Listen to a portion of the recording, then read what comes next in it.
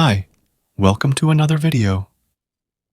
Ever since Claude released their Sonnet model, there have been a plethora of repositories popping up that allow you to use this model in different ways. I have already covered things like Maestro and GPT artifacts, which allow you to harness its power in a much more efficient manner. But today, I have another repository to introduce, Claude Engineer. It's from the same developer who created the Maestro Framework, and it's relatively new. Anyway, it states, Claude Engineer is an interactive CLI that leverages the power of Anthropic's Claude-3.5 Sonnet model to assist with software development tasks.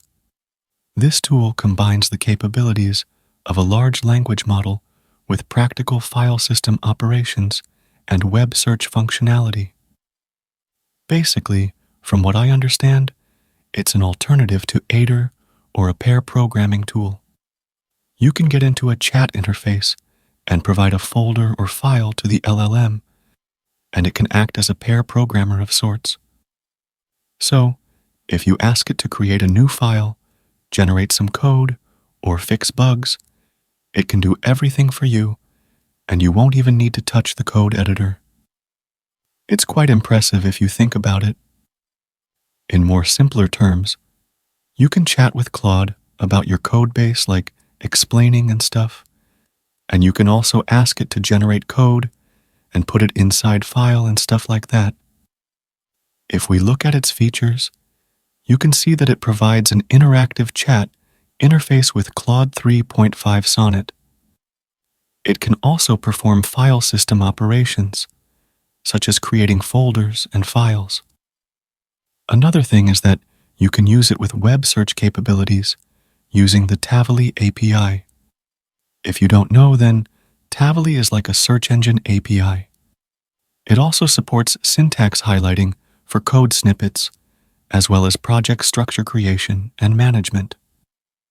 Additionally, it can perform code analysis and provide improvement suggestions, which is pretty cool.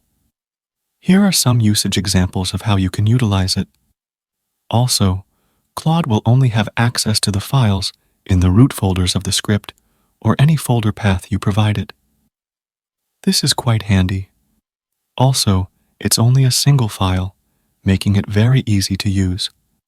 Now, let's get it installed and check it out. First, clone this repository onto your computer. Once cloned, navigate to the folder. Now, run this pip install command, and the required packages should get installed. Once done, open up the main Python file. At this point, we'll need to enter the Anthropic and Tavily API keys. For the Anthropic API key, you can get it from their website. And for the Tavily API key, you can get it from the Tavily site. It provides 1,000 requests for free, which is pretty generous. Anyway, once you have that, just put it in the API key variables. After that, save the file. Now, go ahead and run the main Python file. You'll then be asked what you want to do. Let's first send a hi message. Okay, we get the response here.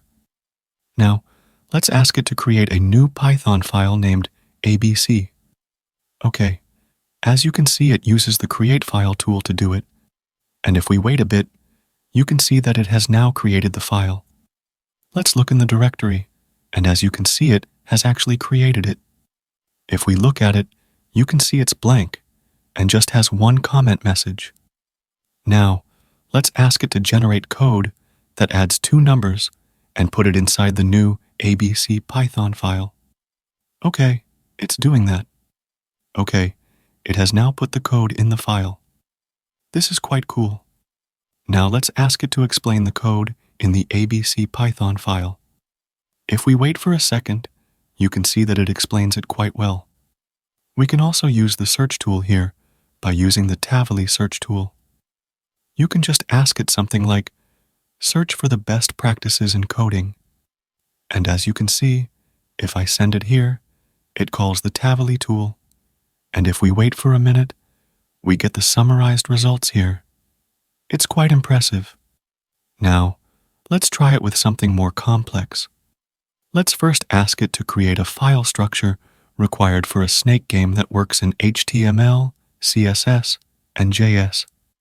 If I send the prompt here and wait, you can see we have the response now. Let's ask it to create these files. Okay, it gives an error here. I'm not sure why it gives this error, but let's try again. If I run it again here and give it the same prompt, you can see it again provides a similar structure. Now, let's ask it to create the files. Okay, it's doing that. The files are now created. Now, let's ask it to generate the code for the HTML file first. Let's send the prompt here. Okay, it has now generated the HTML code. Let's ask it to put this code in the HTML file. Okay, it puts the code inside the file successfully. Now, let's ask it to generate the CSS code. Okay, it has generated the CSS code. Now let's ask it to put it inside the CSS file. Okay, it has now done that. Now let's ask it to generate the JS code. So, we have the JS code here. Let's now ask it to put it inside the JS file. Okay, so all is done now. Also, some of you might be wondering why I didn't do it all at once. Well, because it wasn't working that way. I tried, but it just crashed in between for some reason. So that's why. Anyway, let's run the HTML file and check if it works. Okay, this looks quite cool. It has all the UI elements and everything. This is pretty impressive. I mean, it gives you the ability to chat with your code and make amendments to it, which is quite amazing. You can use it to do a bunch of tasks, and it can stay up to date with things, because you can make it search for something if it doesn't know about any new technology. Although it still has multiple bugs, where sometimes it stops working and hangs, overall, it's a cool project. I still prefer Aider because it's much more fleshed out and can do so much more. But I think this project is also really cool. I don't know what new it brings to the table, but it's still quite interesting. Let me know your thoughts about it in the comments. If you liked this video, consider donating to my channel through the Super Thanks option below.